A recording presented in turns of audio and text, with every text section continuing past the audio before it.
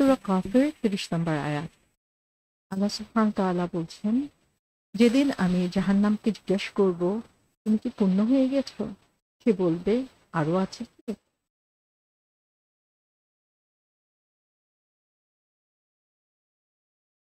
এখানে আল্লাহ বলছেন, ইয়াউমা নাকুলু লি জাহান্নামা হালিম তালাতি। ইয়াউমা, সেদিন। তো সেদিন আল্লাহ সুবহানাহু ওয়া তাআলা কি বলবেন? নাকুলু লি জাহান্নামা, জাহান্নামকে বলবেন। তো এখানে অন দ্য ডে, যে সেদিন, ইয়াউমা বলতে কি বোঝানো হয়েছে? যে সেদিন, এটা হচ্ছে কিয়ামত দিবসের কথা বলা হয়েছে, যেদিন আমরা জাহান্নামকে জিজ্ঞাসা করব।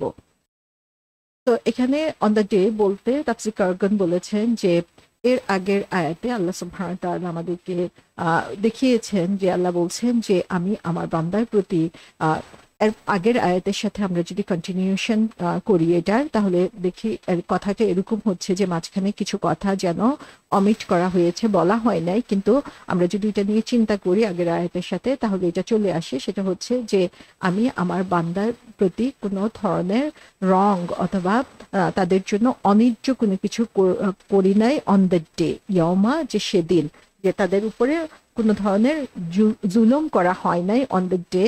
আবার আরেকটা অর্থ হতে পারে যে এর আগে যে কথাটা ওমিট করা হয়েছে সেটা হচ্ছে উস্কুর, রিমেম্বার, স্মরণ করো, যে স্মরণ করো সেদিন আমরা জাহান্নামকে বলবো।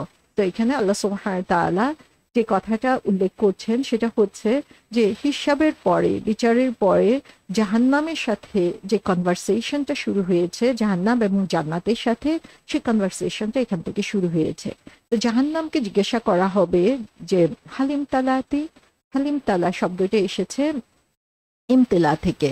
ইমতেলা শব্দটা এসেছে মিম লাম হামজা মালা থেকে।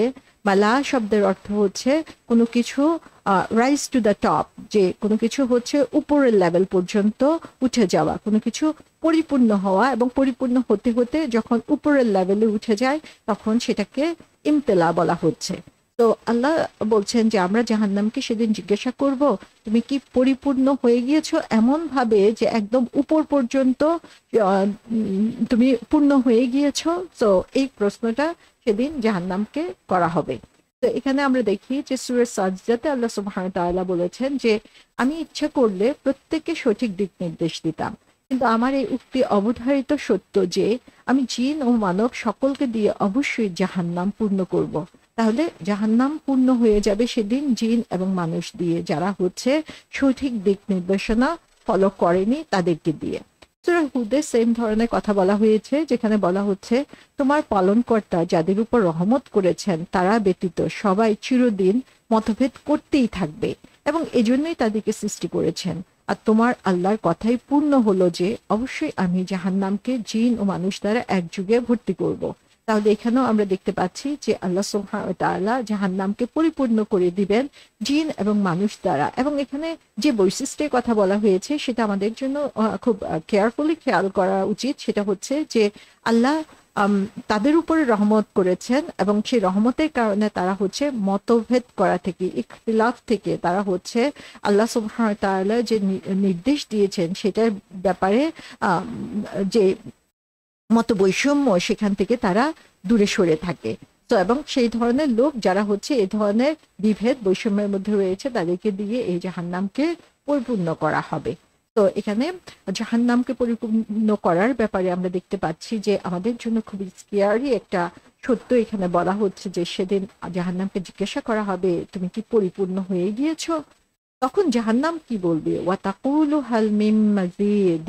জাহান্নাম তখন বলবে, এটা হচ্ছে জাহান্নামের অ্যান্সার, ওয়াতাকুলু, যে জাহান্নাম বলবে যে হাল মিন মাজিদ, যে আরো কি আছে, আরো আরো কিছু কি বাকি আছে? তো এখানে আমরা দেখি যে আল্লাহ সুবহানাহু ওয়া তাআলা কোশ্চেন করছেন জাহান্নামকে যে আর তুমি কি পূর্ণ হয়ে গিয়েছো?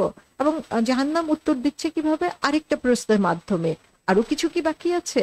তো এখানে আমরা দেখতে পাচ্ছি যে দুইটাই হচ্ছে প্রশ্ন, এখানে কোনো উত্তর দেওয়া হয় নাই। ইমাম রাজভী এবং কুর্তুবী রহমতুল্লাহ আলাইহি বলেছেন যে এই যে দুইটা প্রশ্ন এখানে দেখতে পাচ্ছি, একটা হচ্ছে সিনসিয়ার কোশ্চেন, যে জাহান্নামকে প্রশ্ন করা হয়েছে, জাহান্নামে উত্তর দেওয়ার কথা, কিন্তু জাহান্নাম আবার প্রশ্ন করছে। তো এই প্রশ্ন করাটা আসলে জাহান্নামের যে সাবমিশন, আনুগত্য, সেটা কি শো করছে। তো এখানে যেমন আমি যেমন আমার বাচ্চাকে যদি বলি যে তুমি কি ডিশগুলা ক্লিন করে শেষ করে ফেলেছো, তো সে বললো যে আরো আছে, তার মানে হচ্ছে সে, এটা হচ্ছে তার অবিডিয়েন্স, যে আরো থাকলে সে আরো করে দিবে, সেরকম। তো এখানে হচ্ছে এই কোশ্চেন করার মাধ্যমে আসলে জাহান্নামের যে আনুগত্য, সে সিনসিয়ারিটি এখানে প্রকাশ পাচ্ছে। আর সেকেন্ড যে অভিমত এখানে এসেছে সেটা হচ্ছে যে এই প্রশ্নটা হচ্ছে অবাক হয়ে যাওয়ার প্রকাশ, যে অ্যাস্টনিশমেন্ট, জাহান্নাম অ্যামেজড হয়ে গিয়েছে যে আরো বাকি আছে, এত মানুষ হচ্ছে জাহান্নামের জন্য উপযুক্ত কাজ করেছে, বা জাহান্নামী হওয়ার জন্য যে গুণাবলী দরকার সেই ধরনের কোয়ালিটি তাদের মধ্যে আছে এত মানুষের। জাহান্নাম খুব অবাক হয়ে যাবে যে মানুষকে এতভাবে সতর্ক করার পরেও মানুষ এরকম কাজ করেছে যে তাকে, এত মানুষকে জাহান্নামে চলে আসতে হচ্ছে। সো এখানে দুইটা অর্থ প্রকাশ পেয়েছে। একটা হচ্ছে যে কোন জাহান্নাম বলছে তার এই কোশ্চেন করার মাধ্যমে যে জাহান্নাম অলরেডি এত ফুল হয়ে গিয়েছে, আর কোনো জায়গা নাই, তার ধারণ ক্ষমতার বাইরে চলে যাচ্ছে। আরেকটা অর্থ হতে পারে যে জাহান্নাম বলছে যে হ্যাঁ, যত কালপ্রিট রয়েছে, যারা হচ্ছে এরকম অন্যায় সৃষ্টি করেছে, যারা হচ্ছে অবাধ্যতা করেছে, আরো মানুষকে নিয়ে আসুন। তো এখানে আমরা যদি ফার্স্ট মিনিংটার কথা চিন্তা করি, যে জাহান্নাম পরিপূর্ণ হয়ে গিয়েছে, যে জাহান্নাম হচ্ছে এত বেশি ফিল আপ হয়ে গিয়েছে এই অন্যায়কারী, দুষ্কৃতকারী, ডিসবিলিভার, অকৃতজ্ঞ লোকদের দিয়ে, যে এটা আর ধারণ করতে পারছে না। এর যে ধারণ ক্ষমতা রয়েছে, সে ধারণ ক্ষমতা 100% ফুল হয়ে গিয়েছে।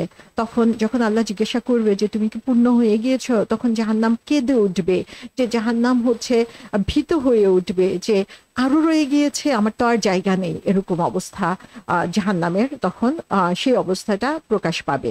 আর আমরা যদি সেকেন্ড মিনিং এর কথা চিন্তা করি, তাহলে এখানে যে সিনটা দেখা যাচ্ছে যে জাহান্নাম নিজে হচ্ছে বিরক্ত হয়ে গিয়েছে, যে এত মানুষ কিভাবে এই অবিশ্বাসী ছিল, এত মানুষ কিভাবে অকৃতজ্ঞ ছিল, যে